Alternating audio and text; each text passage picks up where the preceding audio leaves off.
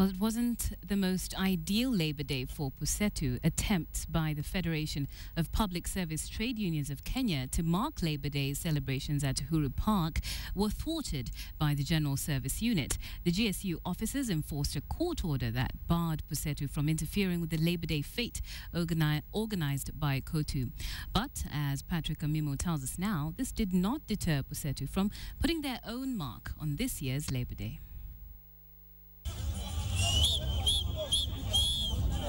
From the Kenya National Union of Teachers head office on Mfangano Street, members of Pusetu held a procession along Nairobi city streets. Led by the Federation's officials, the procession passed through Moi Avenue and University Way. Their ultimate destination was Uhuru Park, where the rivals COTU had already pitched tent to mark Labour Day celebrations. On Tuesday, the industrial court stopped Pusetu from interfering with the celebrations after COTU convinced the court that the new workers' body may resort to violence to hijack the Labour Day celebrations. For over a week now, COTU and Pusetu have been talking at each other on who has the mandate to host Labour Day celebrations. And today, Pusetu took the supremacy battles to Uhuru Park. But a few meters before they reached the Serena Hotel, they noticed the presence of police officers. Pusetu officials engaged the GSU officers in an argument as they pleaded to be allowed to proceed to Uhuru Park. Let the world know that we have been blocked, that we have been obstructed. But the officers refused. They were here to enforce a court order that barred Pusetu from accessing Uhuru Park, where the rivals COTU were marking Labour Day. When Pusetu members appeared reluctant to disperse, more reinforcements were called in. The officers were ready to deal with any eventuality and had the necessary tools to accomplish the mission. After a 20-minute standoff, Pusetu gave in and retreated. But their attempt to use Uhuru Highway to access Uhuru Park was again frustrated by hawk-eyed GSU officers who intercepted them at the Nyayo House roundabout.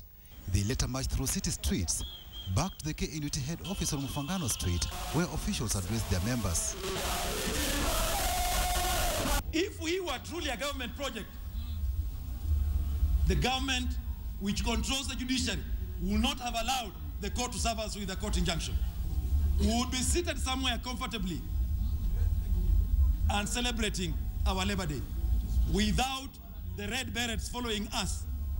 The central organization of trade union is a government puppet, and it was formed by the government in the early 60s. And it has been used to whip the strong unions. Nonetheless, Pusetu also pushed its demands. We are starting from tomorrow to organize the Labour Day of 2015.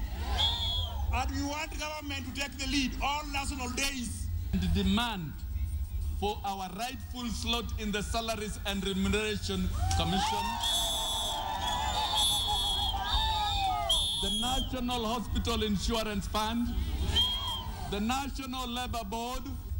We have requested the government to consider increasing minimum wage by at least 25%.